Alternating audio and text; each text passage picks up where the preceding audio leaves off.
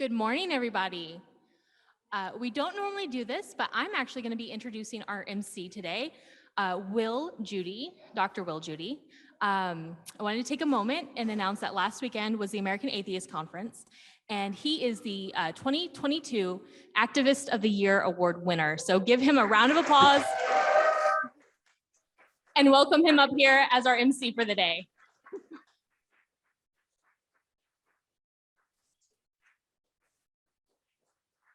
Yeah, thank you, Alexis. Another surprise. It was a surprise to get the award. Now she surprised me with this introduction to an introduction. Yeah, so I'm the MC. So good morning, everyone. With that, now I'm speechless again. Good morning. Welcome to Houston Oasis. Thank you for bearing with us. We might run a little bit late today, but we will make it happen. Our main speaker is absolutely worth it.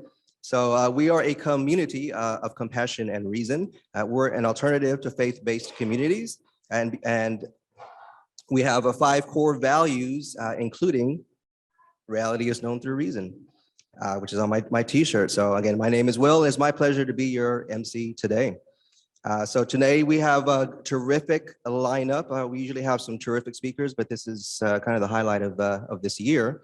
Our musical guests are the Ace Quality Jazz Service, which are well known to Houston Oasis. And our main speaker is Mr. Dave Warnock. Thank you all for being here. There's a lot of new faces. I'm sure our next speaker has pulled in some really cool cats from around, I'm just gonna say the country because that sounds great, but he is worth it. Mr. Dave Warnock, I'm gonna give you a quick introduction and then get out of his way. He is a former evangelical pastor and now atheist, was diagnosed in 2019 with ALS, a terminal disease. He is spending the time he has traveling and speaking about seizing the moments and approaching death as an atheist. The Houston Oasis Book Club, as a bunch of us here in the room, finished reading his book, which was called Childish Things, which is being sold in the back, and he can autograph them back there for you. His talk today is titled Dying Out Loud. So please welcome Mr. Dave Warnock.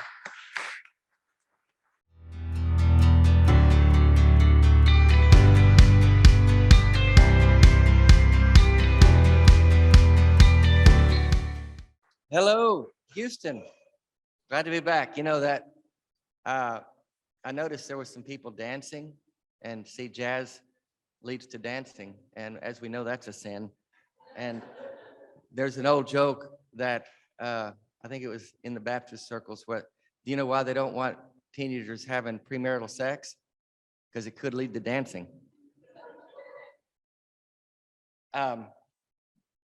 Good to be back. It's been a couple of years since I've been here, 2.5, I don't know. But man, it felt like homecoming in here. You guys, this is still in the same building after the apocalypse, and you survived it, most of you.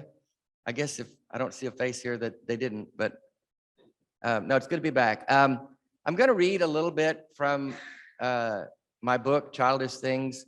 As Will said, you had a book club, and some of you read the book. And I would ask that if you've read the book and you like it, go to Amazon and write a review, because it does something magical. I don't know.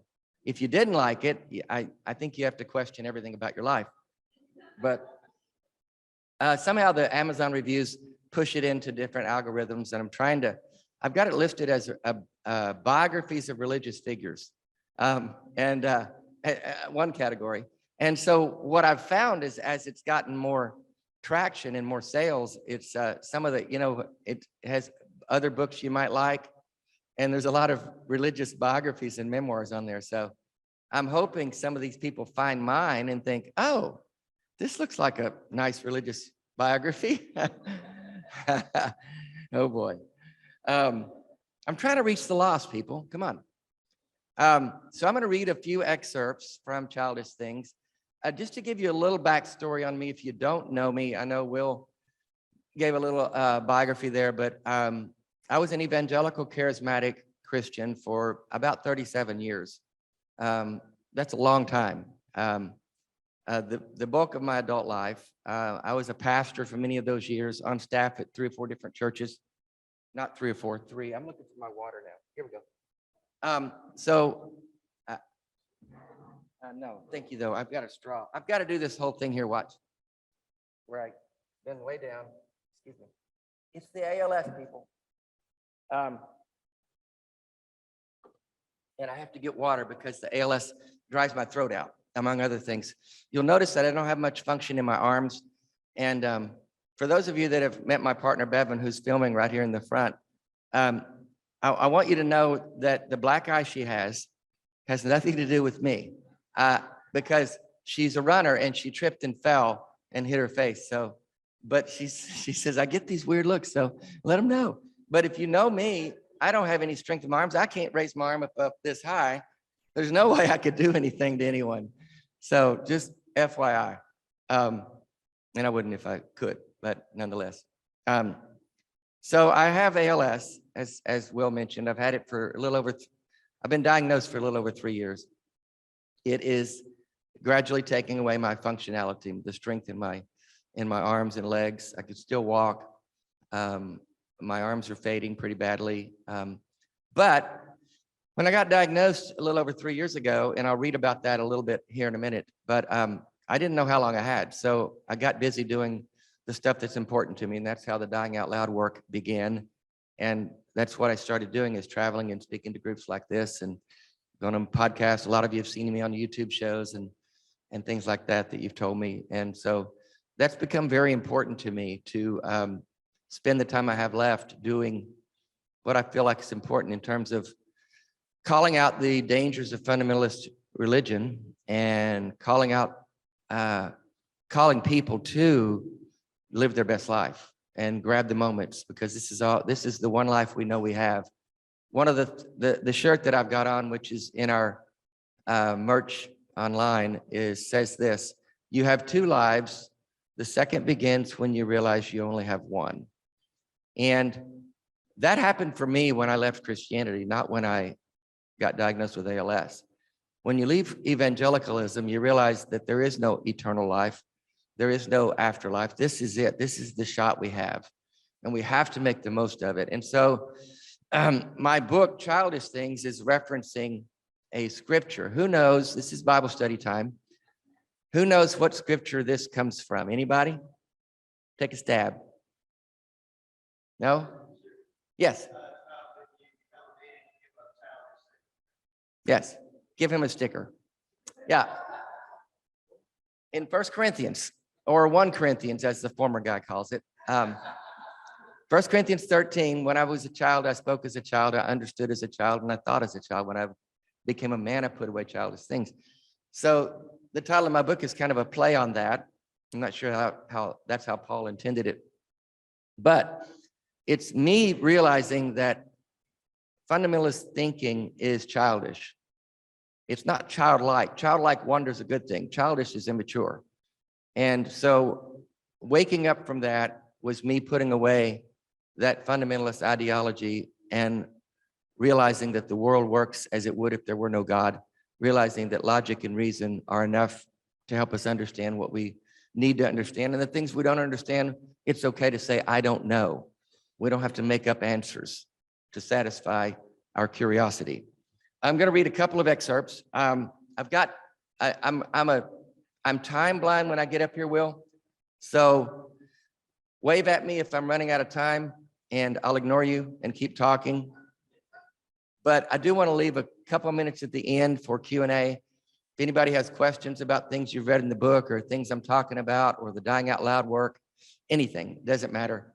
Our love life, anything. I guess, no, I'm just kidding. I'm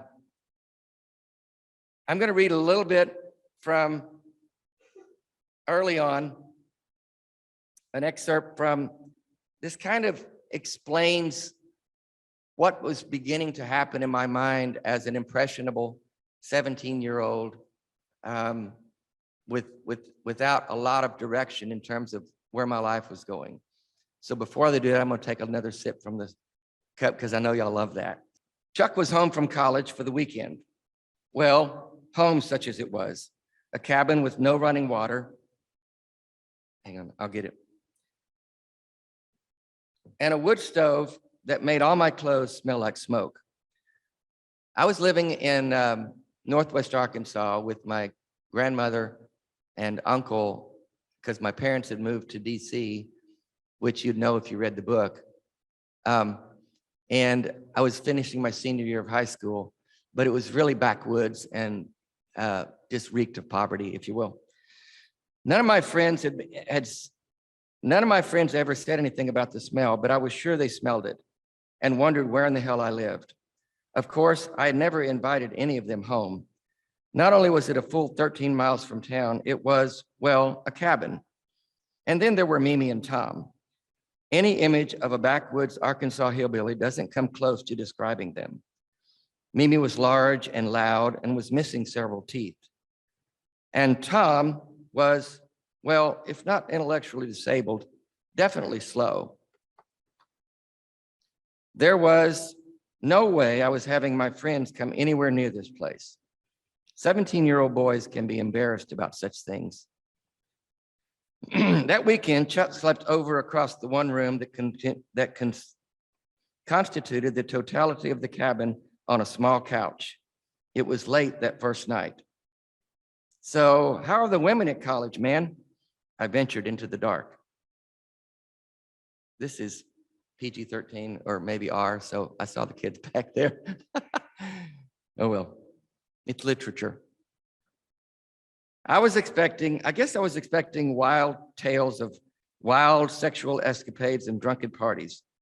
His hesitation was slight, but perceptible. Well, he began slowly, I found there are things more important than girls. What the fuck could be more important than girls? I thought to myself. Like what? Jesus, he said simply. I couldn't have been more surprised if he had said cauliflower. It's important to note that he didn't say God or religion. God was too generic a term and religion too lame. In those days, they were Jesus freaks. They had a personal relationship with the Son of God, who was also God. And he talked to them and they talked to him and everyone was tight. But not me, not that night, not yet. What followed was my sitting in stunned but respectful silence as he recounted his conversion experience. He had been born again. Not only that, he had gone all the way into the deep end of the pool and gotten baptized in the Holy Spirit. He now spoke in tongues and operated in the gifts of the Spirit, like healing and prophecy. Our experience with anything resembling religion had been fairly limited. It consisted of a few summer jaunts in vacation Bible school at the local Baptist church and vain attempts by my mother to get various religion into us by dropping us off at the Methodist church down the road. But now my brother had gone off to college in an actual encounter with the living God, as he would explain it. This was no religious exercise. This was a life-changing experience. He would drop out of college after that first year and begin a fledgling career as an itinerant preacher. Gone were his plans to be a veterinarian. He had more important work to do. Little did I know that night that I would follow him down that road. As my high school year wound down and I faced an uncertain future and dim college prospects, it seemed like as good a plan as any. But I didn't get there right away. I didn't exactly know how to navigate that kind of journey. There isn't exactly a manual for how to become a Jesus freak. A couple of months later, he and some of his college friends were going to be at a church service in Fayetteville, a few towns down the road from my little town of Garfield. He wanted me to join them there. I don't know if I was just curious or truly seeking something more in my life. I went, but not without some trepidation. I arrived before they did and found a spot on a pew near the back. It was an evening service and the church building was old and dark. The people were young though and loud. The music was playing and it was like nothing I expected church music to be. It actually sounded good. Then I saw them come in. Chuck with his friends Tom, Barry, and Phil. You couldn't miss them. They marched down the aisle, big bell-bottom blue jeans, long swinging hair, and full beards. Large Bibles in hand and wooden crosses around their necks. They stopped at the front row. There they stood, rocking and rolling to the music with their hands in the air. If Chuck had seen me, he hadn't let on. He was there for Jesus, and Jesus was meeting him on the front row. I watched them. I took it all in. I was mesmerized. I didn't know what they had, but I slowly realized I wanted it. To a young man without much of anything resembling confidence or direction, this was a drug. And in a few short months, I would be completely hooked. I had no way of knowing it would take the better part of 3 decades to kick that habit. And it did. That was my, about 6 months after that episode, I ended up getting saved and baptized with the Holy Spirit myself and spoke in tongues for the first time and began to live as an on-fire Jesus freak with my own bell bottoms and big wooden cross and big Bible. I bought in, all of it, all the way in. I didn't go to college because I felt like there wasn't time for that. Jesus was coming back any day now, and he apparently still is. He's running late. He's not in any hurry. And so I spent my complete adult life, and this book kind of goes through the ups and downs of that journey. I got married to a Christian woman. We raised 3 kids in a Christian house. And I was all in. I made a lot of mistakes along the way. My journey was very rocky, but I continued to believe that I was serving a God who was present, who answered prayers, who was involved in our lives. And I believed that, even though, as the book recounts over and over again, I never saw him involved. I never saw him answer prayer. I was going to read a part of one chapter that talks about, I'm going to skip a little bit of the reading because I'm having a hard time seeing it and reading it. So I'll just talk a little more and then do some Q&A and take another drink of water. Excuse me.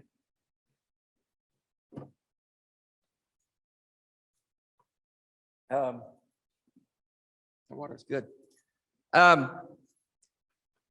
There was a time when I was on staff at a church in Arkansas, and I was the associate pastor, but I was in charge of the church for a season because my friend who was the pastor had taken a leave of absence. And we had a man in the church who was an elder, and he got burned in a fire at work, an explosion. And he was in the hospital for 3 months. And we had 24/7 prayer at the church in a prayer room that we had built. And at the end of the summer, he died. And there was a real crisis of faith for not only me, but a lot of people in the church. You know, all this prayer that we were doing and this believing that this God that we believed in would intervene, because that's the Bible that we believe. That's what we taught. He wasn't a distant God. He was an active, present God. And when Tom died, a lot of the church members, came to me looking for answers. And I didn't have any, so I made some up. God works in mysterious ways. And there are some things we won't know till we get to heaven. And God answers all prayers. Sometimes the answer is no. You know those. There's a whole book of them. And then a few months later, his wife got cancer. And a couple years later, she died. And they left 2 orphan boys. That was one example of many that I talk about in the book, that it was a life that I was living that wasn't measuring up to the God I believed in. And as I've said on many shows and things I've been on, I when people ask me, why did you quit following God? Why'd you give up faith? A long story, but the simple answer is I got tired of making excuses for God's poor behavior. And I ran out of reasons to believe. If I couldn't believe in a God who was present and active and involved, what good is there a God? What point is there to any kind of God? To tip your hat to some sky daddy that's not involved, that doesn't do anything for us. What's the point of that? I saw nothing in that made any sense to me. So later in life, about 2011, 2012 is when I came to the conclusion that God wasn't there and that I believed a lie my whole life. And it took a lot of courage. I'll say that. It took a lot of courage. It takes courage to admit you were wrong, even in little things. How many of you have had a fight with your partner and how hard it is to say, I was I was wrong.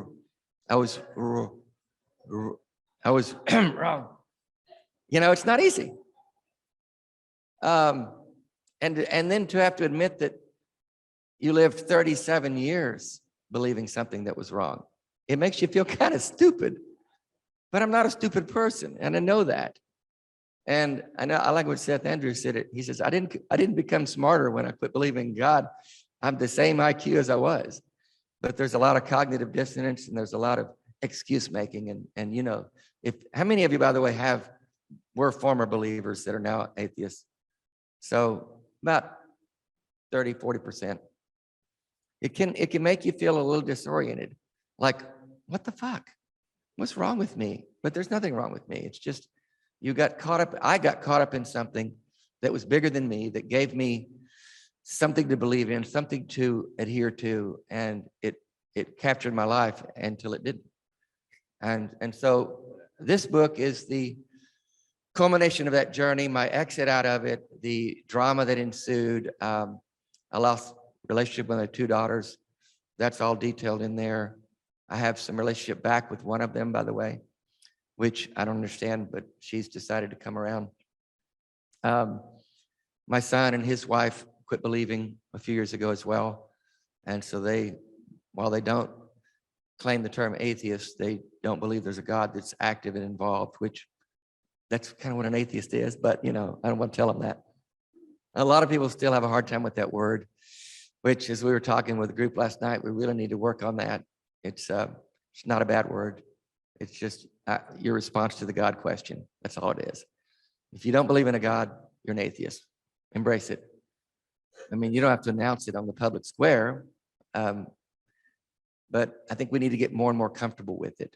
Because if we don't, the society we live in won't. So rather than read some more, I know some of you have read it in the book club, and others of you have followed my Dying Out Loud work. Whatever time we have left, I'd be happy to take some Q&A if anybody has any questions about what I'm doing, what I've been doing, what I'm going to be doing for the time I have left, what ALS is, the book, anything. Oh, by the way, after I'm done, we'll be back at the table. We've got hardbacks and paperbacks for sale. If you've got one that you brought, I'll be happy to sign it. And for any of that. So we'll be back there as long as we're here today. Any questions? Yes, sir.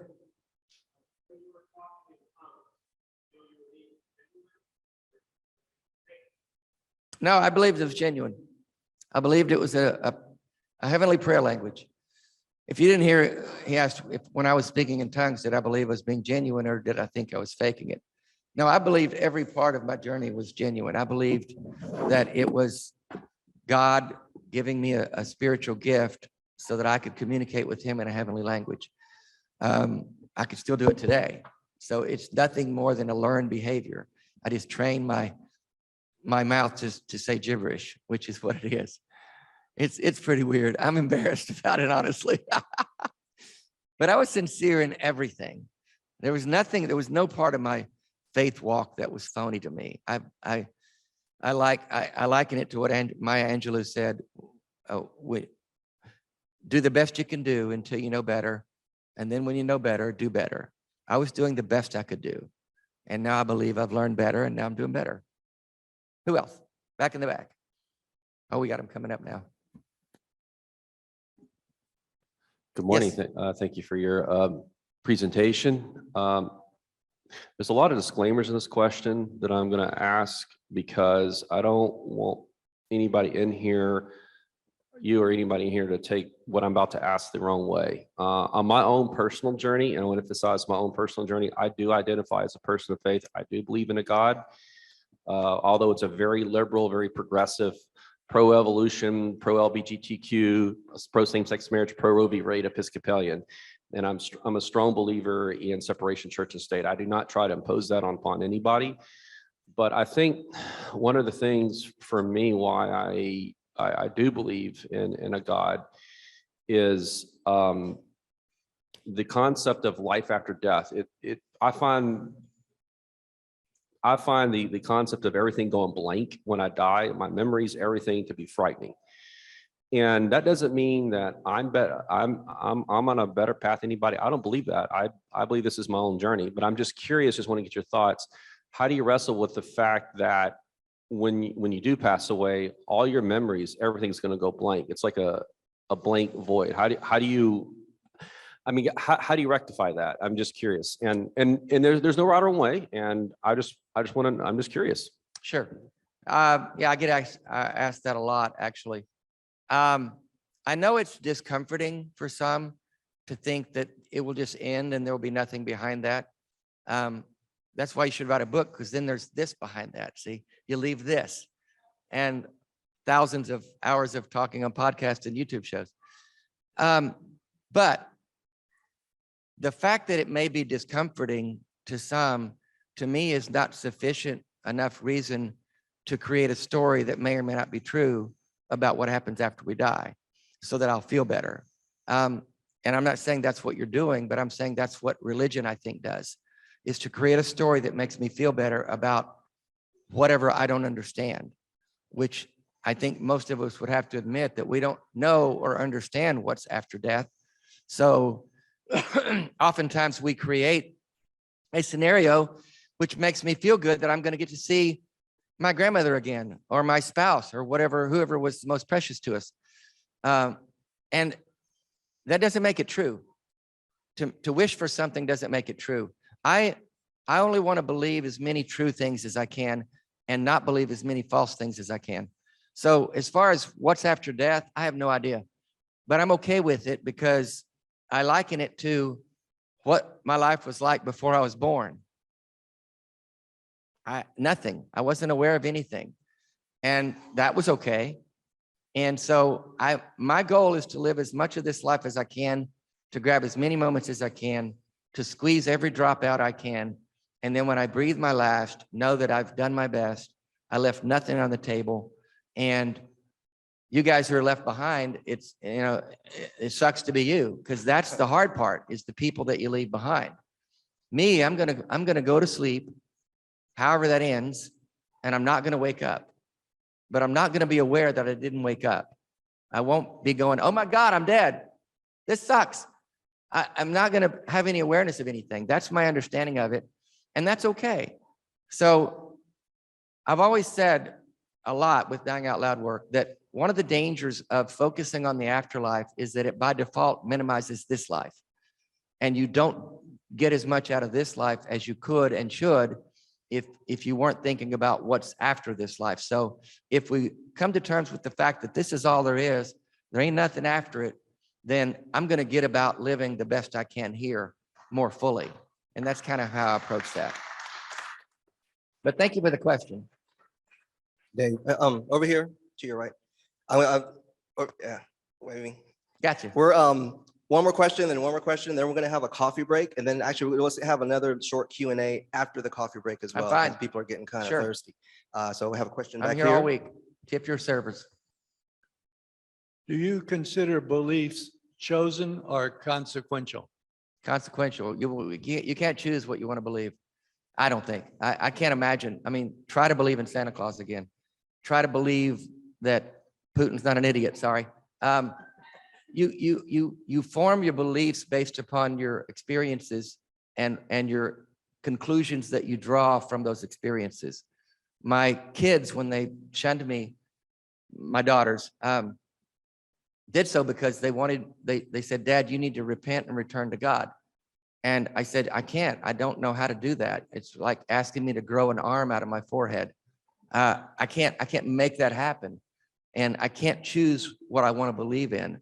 A belief is something that we come to from the experiences and the life that we're living. Now, I'm no expert on this philosophy or anything like that, but that's what makes the most sense to me. I can't imagine anything making sense in terms of choosing what I want to believe in. I can't do it. I don't know how anybody does.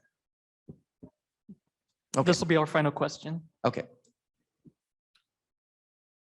You mentioned as part of your movement towards atheism that I'll paraphrase your words. I think that the sky daddy who was uninvolved wasn't helping you in day-to-day life. You know, what value did your teachings or did the things you were taught through religion bring to your day-to-day life? Are there any exceptions to that thought? Are there any things that you keep from your time as a pastor that helps to guide you, even if it's maybe not directly related to the core teachings of the faith? One concrete example is, I'm not particularly religious, but I do sometimes think about what would Jesus do as a way of focusing my mind on what might be ethical or moral in a given situation. What would Jesus do? We've got bracelets that say, what would Dave do? We kind of turn that on Seer. Not that I'm better than Jesus, but it's a whole long story. It's in the book. But no, I don't. What I take from my time as a pastor is the value of community and humanity. I was a pastor of the people. I was very involved with people's lives. People would say, Dave will get down in the ditch with you, and that's just kind of the guy I was. And not that I'm trying to laud that on myself, but I just didn't care about the pretense and stuff. And so I didn't take anything. There was no sense that I wish there was some connection to God, because I realized there never was. I was doing all the work and he was getting all the credit. And that pisses me off now. But that's the way it is, truly.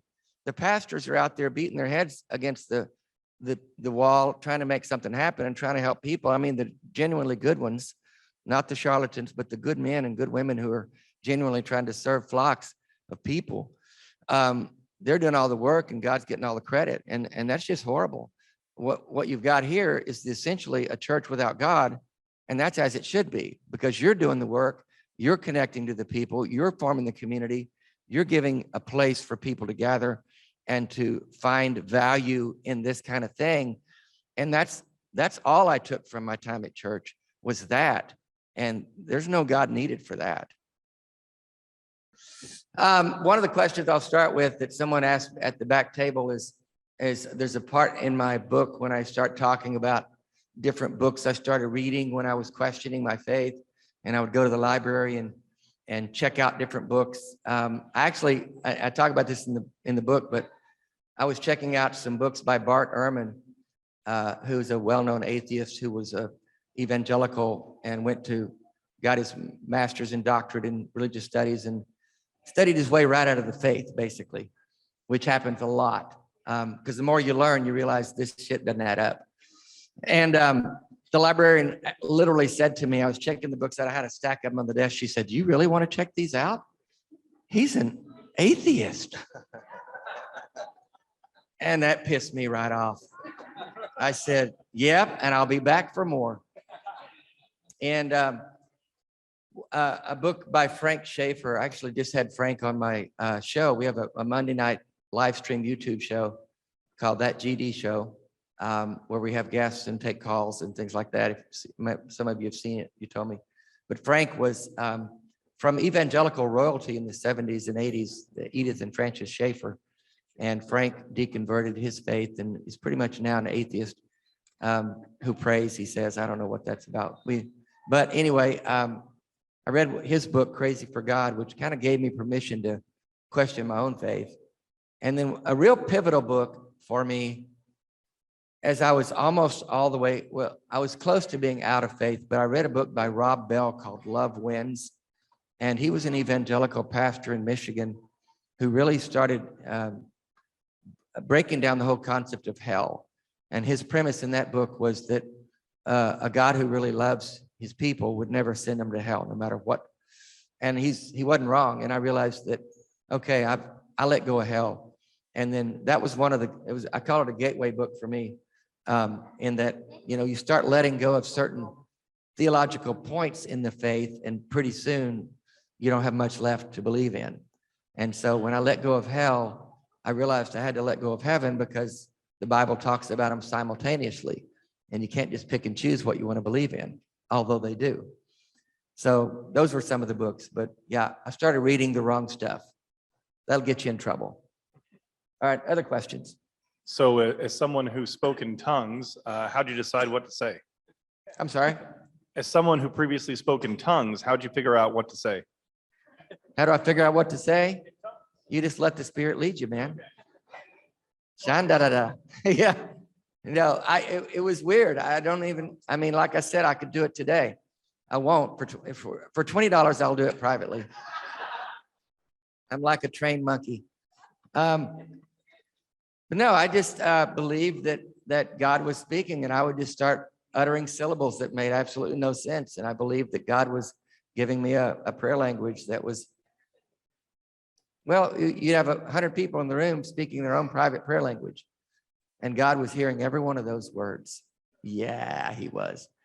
And there's a question in the back near the Let's see, camera. I had a question Oh, here, sorry, someone's ahead. which Yes. most evangelicals and conservatives in general don't think that climate change is something to worry about. And I was wondering, do you think it's because of what their news sources are, because they think they're going to heaven and don't have to worry about it, or just because they're conservatives and don't believe in new things? Or what do you think, if you have any idea on that? Well, a lot of us back in that world, I didn't. I believed that Al Gore was an idiot writing an inconvenient truth. I'm embarrassed about that. But when you're groomed to believe that this world is going to burn up one day, and that it's just temporary anyway, it doesn't really matter. Everything about your faith is for the next world. The evangelical, like we said before, this world is just a dress rehearsal.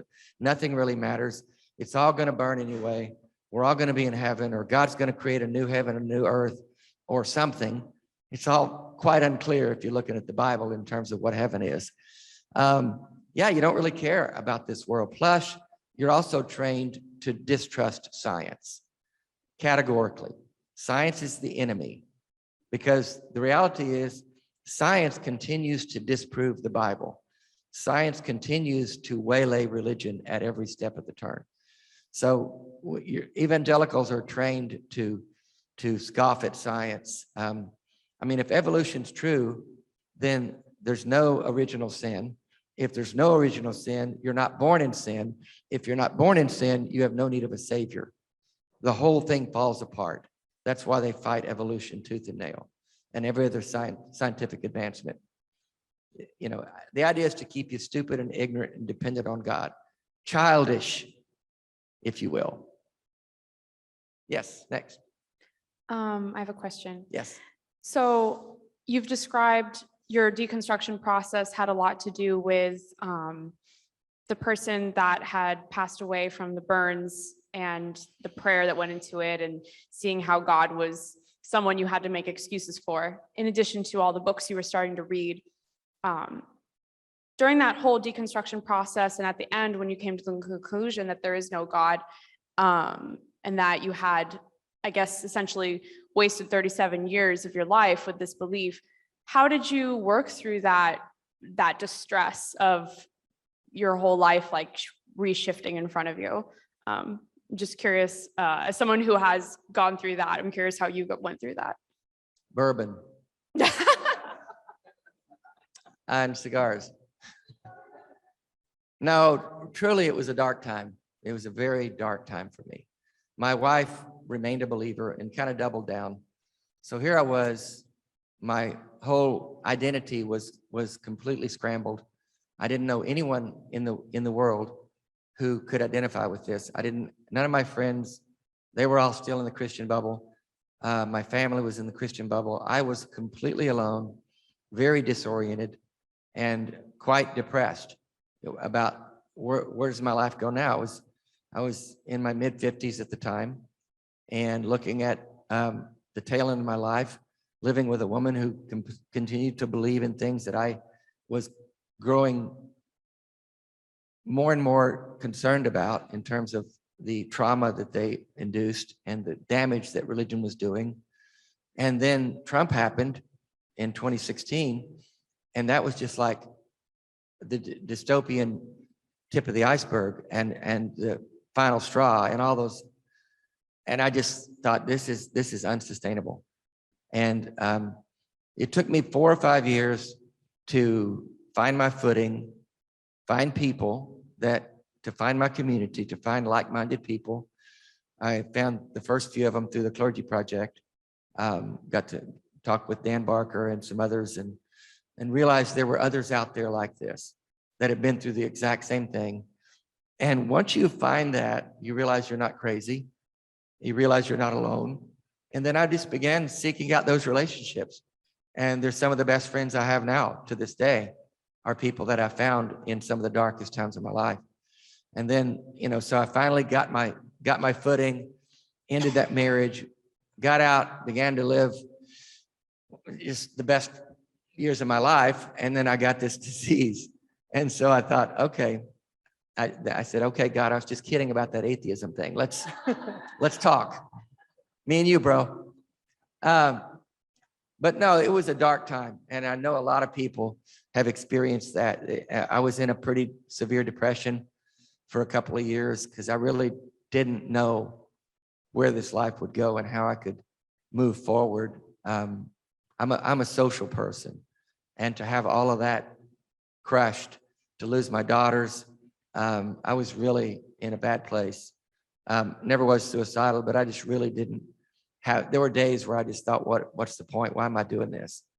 And it's tough. It's tough.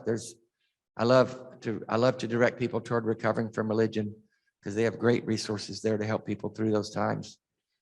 So not an easy thing though. Who else?